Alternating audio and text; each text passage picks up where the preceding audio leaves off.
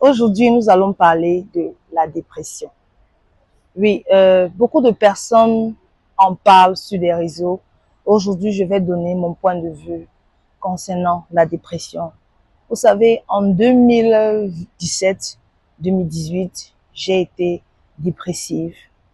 J'ai été dépressive, mais beaucoup de personnes ne le savaient pas parce que je savais très bien le dissimuler. Aujourd'hui, j'ai la force de pouvoir parler de cela, de pouvoir m'exprimer en ce qui concerne la dépression, la santé mentale. Moi, ma plus grande force a été le travail.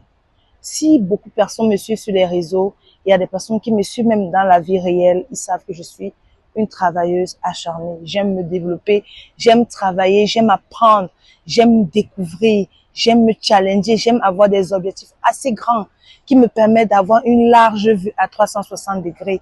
J'aime voir les autres se développer, j'aime accompagner.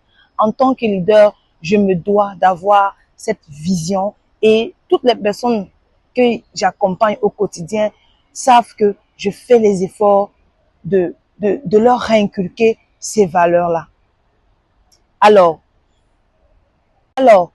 cette dépression m'a permis de comprendre, de réaliser beaucoup de choses sur le plan professionnel d'abord, sur le plan d'équilibre psychique et sur le plan physique. Si j'ai retenu une chose dans cette dépression, c'est que il ne faut jamais fonder ses espoirs sur une personne. Il faut se définir soi-même, il faut s'aimer soi-même, s'apprécier soi-même, se prioriser soi-même. Oui, j'ai beaucoup appris de cette expérience.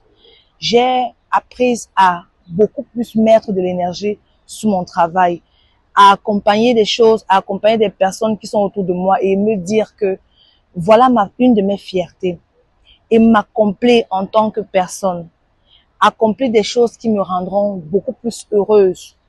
Donc, quand vous vivez avec les gens, ne mettez jamais vos espoirs sur les personnes parce que les gens changent. Que ce soit votre mari, que ce soit votre enfant, que ce soit même le travail. Dites-vous que tout peut changer, tout peut se modifier, tout peut basculer en une fraction de seconde. Et pour ça, soyez psychologiquement prête. C'est l'une des choses que j'ai appris aussi à être celle-là qui est égoïste.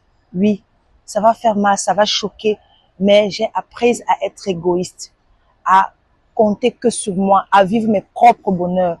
C'est la raison pour laquelle moi je voyage beaucoup. Je m'épanouis, je fais des efforts. Tous ceux qui me connaissent savent que je m'épanouis beaucoup. Donc, soyez ces personnes égoïstes. Pensez à vous tout en développant les autres. C'est un conseil que je peux vous donner aujourd'hui. Aimez-vous.